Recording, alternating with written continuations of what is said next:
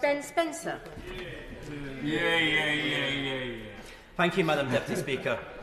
Our union benefits us all, and I support the measures in this bill which strengthen our union, support our businesses, and create more opportunities for those living and working in the UK.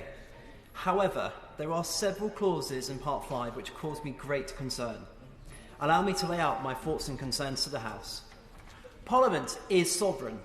The critical question is not, can Parliament do it, but should Parliament do it? Parliament can, if it wills, to create, amend, rescind any domestic legislation, or, as is the subject today, break an international treaty enshrined in domestic legislation. And of course, it is not unimaginable that there may well be situations where that is necessary. In response to a situation of national crisis, a dire emergency. But this decision must never, ever be taken lightly, and we must do everything reasonably possible to avoid it. So important is the rule of law and our commitment to international obligations.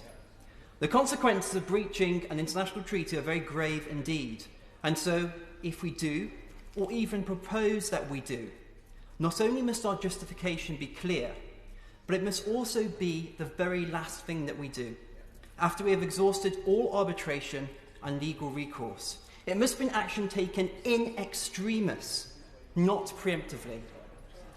Madam Deputy Speaker, we trade and benefit from our international reputation. The United Kingdom has an old and proud democracy. My constituency, Runnymede and Weybridge, the birthplace of Magna Carta, the birthplace of the rule of law.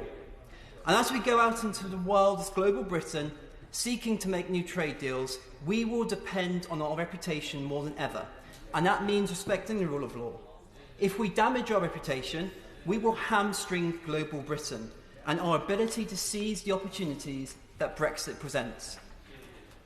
I know my neighbour, the Chancellor for Duchy and Lancaster, and the government are very mindful of the issues I've raised regarding our international reputation, our international obligations, the difficulty we will have in calling out Russia and China when they breach their commitments, and the importance of squaring this up with protecting our union.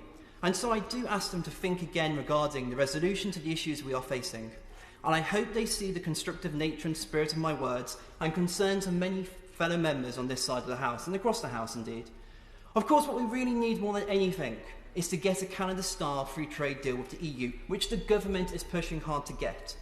But with or without a free trade agreement with the EU, the UK does need the Internal Market Bill. There's a lot of good in it, and I want to support it. But for the reasons I've laid out just now, I regret I cannot support this bill unamended. Stuart C. McDonald.